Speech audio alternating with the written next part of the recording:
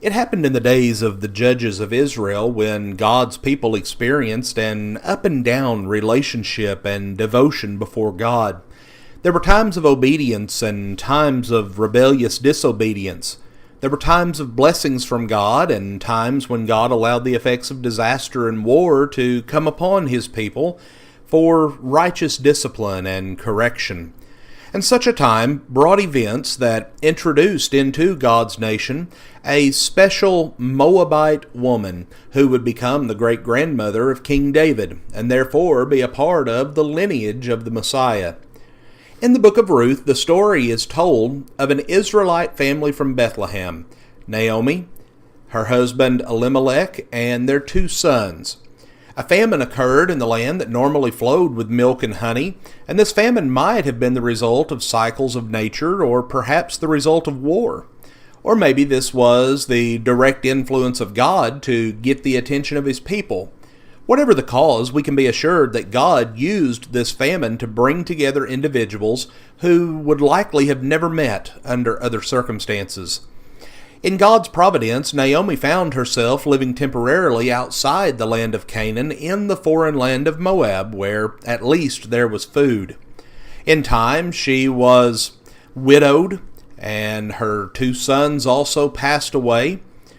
Well, what remained for Naomi was an attachment to 2 Moabite women, daughters-in-law who had married her 2 sons. One was Orpah, and the other was Ruth. As Naomi came to the time of returning to the land of Canaan, she urged Orpah and Ruth to return to their Moabite families and cultures. Orpah apparently returned to her previous life, but the heart of Ruth had become bonded to this Israelite woman and to her dedication to God.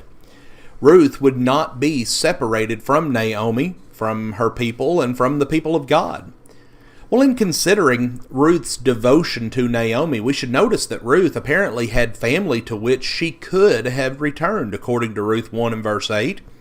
She probably came from a background of worship of pagan gods. In contrast, Naomi's religion of worship was to the one true and living God. We see no temporal motive for Ruth to stay with Naomi since there appeared to be difficult days ahead. Ruth could not expect to find prosperity by staying in the company of Naomi. And yet Ruth was devoted to her mother-in-law. The Apostle Paul points out in Romans 1 and verse 20 that the heart that openly watches for evidence of God will find it. And this may have been part of Ruth's conclusion. It may have been that Ruth saw evidence of the powerful God in her observing of the world around her, and combined that evidence with the detail that she learned from Naomi to come to a more complete understanding of a relationship with Almighty God. We find ourselves following a similar path today.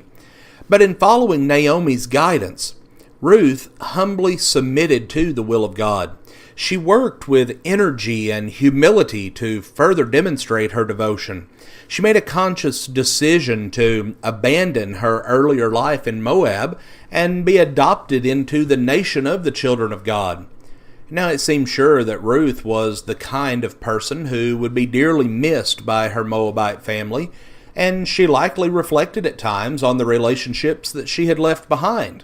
But she intently looked forward and focused on the profound goodness that she had discovered in being part of the family of God.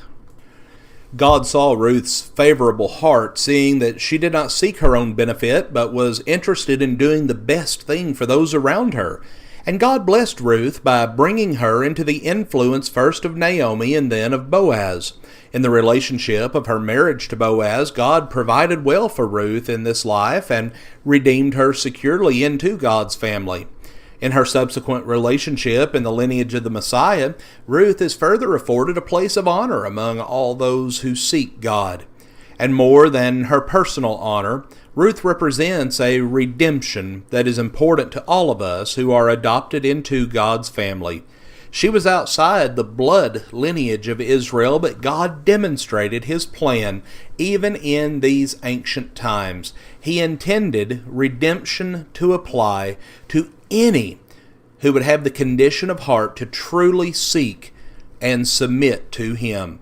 Yes, Jesus came as the Messiah to seek and to save that which was lost. But we see a foretaste of that redemption in the life of Ruth, an ordinary woman who accomplished extraordinary things. Friends, we thank you for joining us for our program today. May God bless you with a wonderful day.